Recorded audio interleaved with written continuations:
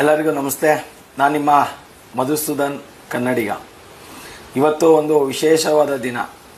ಏನಪ್ಪ ಅಂದರೆ ನಮ್ಮ D boss challenging star Darshan ರವರ ಡೆವಿಲ್ ಟೀಸರ್ ರಿಲೀಸ್ ಮಾಡಿದ್ದಾರೆ.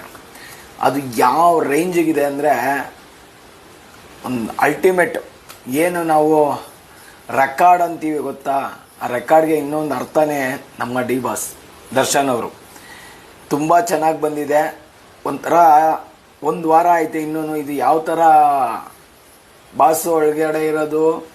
ಒಂದು ಕಡೆ ಬೇಸರ ತಂದರು, ಆ ಸಾರಥಿಲಿ ನಾವೇನು ಮಾಡಿದ್ದು ಅದಕ್ಕಿಂತ ದುಪ್ಪಟ್ಟು 10 ಪಟ್ಟು ಜಾಸ್ತಿ ಈ ಚಿತ್ರನ ಅಭಿಮಾನಿಗಳು ಕೈ ಹಿಡಿತಾರೆ. ಕೈ ಹಿಡಿಲೇಬೇಕು. ಯಾವುದೇ ಕಾರಣ ಬಿಟ್ಕೊಡೋ ಮಾತೇ ಇಲ್ಲ. Second one,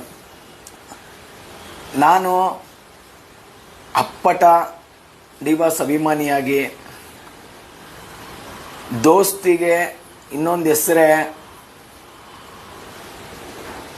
Sudeep and Darshan sir ಅಂತ ನಾನು ತಿಳ್ಕೊಂಡಿರೋದು. ನಾನು ಯಾವಾಗಲೇ ಪೋಸ್ಟ್ ಮಾಡಲಿ, ಯಾವಾಗಲೇ ಒಂದು ನನ್ನ ಮಧುಸೂದನ್ ಕನ್ನಡಿಗ ಅನ್ನೋ ಐಡಿಗೆ ಹೋಗ್ರಿ, ನಾನು ಯಾವಾಗ ಪೋಸ್ಟ್ ಮಾಡಿದ್ರು ದರ್ಶನ್ ಸರ್ನ ಸುದೀಪ್ ಸರ್ನ ಸೇರಿಸೇ ಹಾಕ್ತೀನಿ.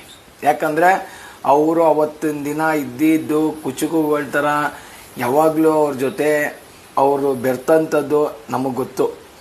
ಅದರಿಂದ ಯಾರು ಏನೇ ಅಂದರೂ ನಾನು ಇವತ್ತಿಗೂ ಕೂಡ ಸುದೀಪ್ ಸರ್ ಹಾಗೂ ದರ್ಶನ್ ಸರ್ನ ಒಂದೇ ಲೆವೆಲಾಗಿ ಒಂದೇ ರೀತಿಯಲ್ಲೇ ನೋಡ್ತೀವಿ. ಆದರೆ ಒಂದು ಪಟ್ಟು ಜಾಸ್ತಿ ದರ್ಶನ್ ಸರ್ನ ಇಷ್ಟಪಡ್ತೀನಿ.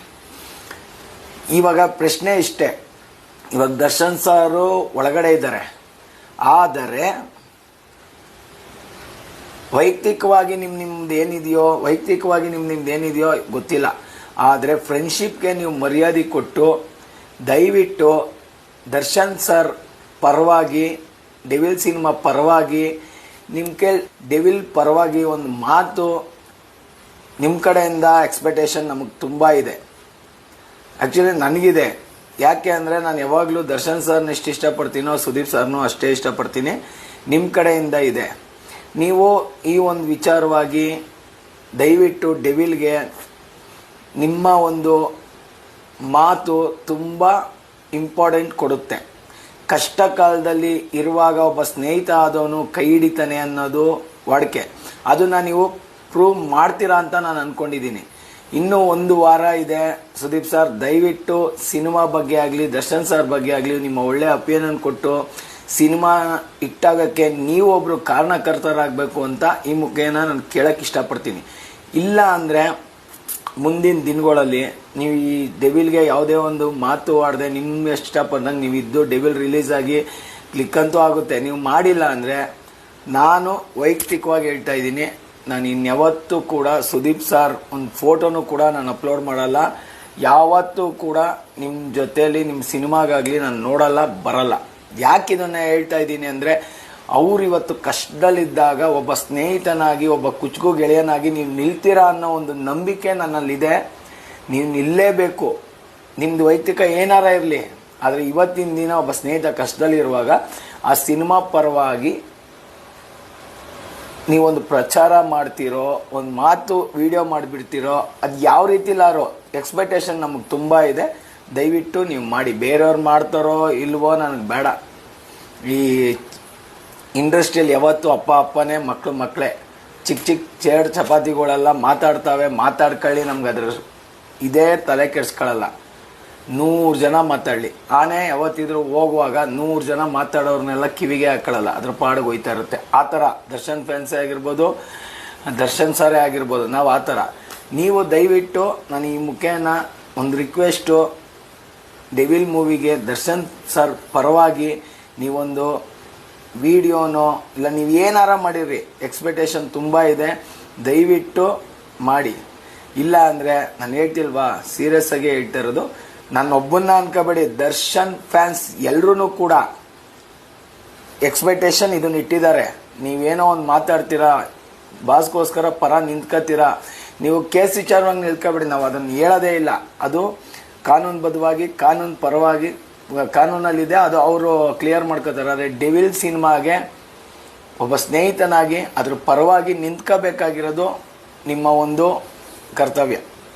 ಯಾಕೆ ಈ ಕರ್ತವ್ಯ ಅಂತೀನಿ ಅಂದರೆ, ನೀವು ಫ್ರೆಂಡ್. ಇವತ್ತು ಕನ್ನಡ ಕುಚ್ಚುಕು ಗೆಳೆಯರು ಅಂತ ಯಾರು ಇದ್ದರೆ ಅದು ಸುದೀಪ್ ಸರ್, ದರ್ಶನ್ ಸರ್ ಅಂತಲೇ ಎಲ್ಲರೂ ಬಯಸೋದು. ಆ ಒಂದು ಇದರಲ್ಲಿ ಈ ಸಿಚುವೇಶನ್ಗೆ ನೀವು ನಿಂತ್ಕೋತೀರಾ, ಅವ್ರ ಪರವಾಗಿ ನಿಂತ್ಕೋತೀರಾ ಅಂತ ನಾನು ನಂಬಿದ್ದೀನಿ. ಆ ಸಿನಿಮಾ ಪರ ನಿಂತ್ಕೋತೀರಾ ಅಂತ ನಂಬಿದ್ದೀನಿ. ಅದಕ್ಕೆ ಮೇಲೂ ನಿಂತಿಲ್ಲ ಅಂದರೆ ಏನೂ ತೊಂದರೆ ಇಲ್ಲ. ಡಿ ಬಾಸ್ ಅಭಿಮಾನಿಗಳು ಕೋಟ್ಯಾಂತರ ಜನ ಇದ್ದಾರೆ, ನಾವು ನಿಂತ್ಕೋತೀವಿ ಅವ್ರ ಪರ. ಆದರೆ ಮುಂದಿನ ದಿನಗಳಲ್ಲಿ ನಿಮ್ಮ ಮೇಲಿಕ್ಕಿದ್ದ ಅಭಿಮಾನ ಕಮ್ಮಿ ಆಗುತ್ತೆ, ಇದೇ ನಿಜ.